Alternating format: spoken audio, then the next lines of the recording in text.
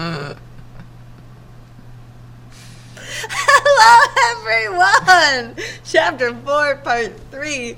Miss Oshier, Miss LaHart are having a good time. We're graphing tangent. This is Miss Oshier. Miss LaHart. And here we go.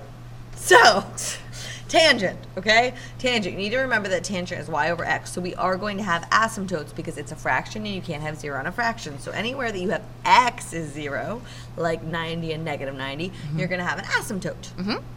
And tangent is also different from sine and cosecant and all those because it's split over like negative pi over 2 to positive pi over 2. It's split over a positive region and a negative region because, again, tangent is only defined between those values. Right, so it's non-continuous. It stops here and it stops there. So we need to account for that when we're graphing in our procedure. So there are vertical asymptotes, as we're talking about. Wherever x is 0. Okay, you're going to have your midline. Your center point is going to be at 0. Okay, because right here, 0 divided by 1 is 0. And then you don't have an amplitude, but you have an A value. And that is where you get these other 2 points where you kind of curve at. So you got swoops, swoops, Swoop-a-doop, swoop-a-doop. and you need 3 points in order to accomplish your swoop correctly. Sometimes we call those halfway points, so just so you know if we're talking about halfway points. Right. Okay? Cotangent's a lot easier Yes. than tangent. You don't have to do any of the split over 2 different regions. It has an asymptote at 0, and then it swoops in the other direction. So whenever the y is 0, which is at 0 and pi, or 0 and 180, whichever way you want to think of it, that is where you're going to have your asymptotes. And they swoop in the other direction. And they swoop down, not swoop up. All right. Let's sketch them. So again, we don't have an amplitude, but we have a value. The coefficient. So that would be 3. Our frequency is 1/2, and then remember to get your period of tangent, you don't have a period of 2 pi divided by the frequency, you have a period of pi divided by the frequency. So in this case, my period is 2 pi. So again, you still set up your intervals. Right, okay? so we're going to do 2 pi divided by 4. My innovations are off. Shocking, I know. But if you do 2 pi divided by 4, you get pi over 1/2. So each of those are going up by pi over 1/2. Okay, perfect, which is quadrantal angles, so that's pretty good. Okay, so you get your intervals, and then you have to take your period and divide it by 2, because you need to see how far you're splitting it over the negative region to the positive region. 2 pi divided by 2 is very easy. Oh, there's the pi over 4. Okay, there we go.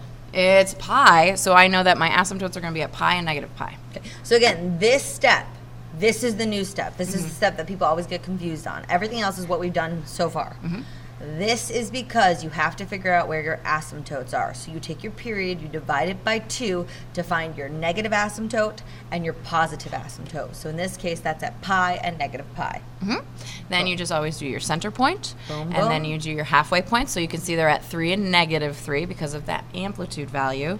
And then you kind of complete yourself. You complete keep your it other going. cycles, and then you Boom. put your swoops in. Now it is A-okay if you want to go up. You would have to label it here, but you can go up and go down one more if you want to have your full swoops. Yep. Miss Oshier likes to swoop.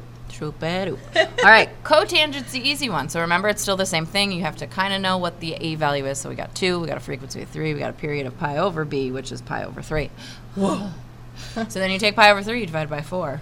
Or you set them on your intervals. There you go. There we go. So 1/3 divided by 4 is a 12th. So we know it's pi over 12, and then you're just counting your pi's over 12s to get your other 2 intervals.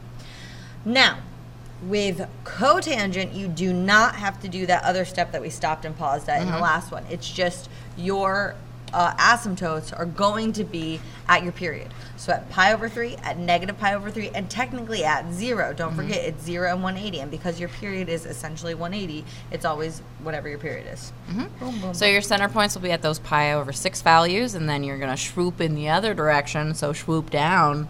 Swoop and there it. you go. That's cotangent. All right. Well, have a great day, and we will see you in class.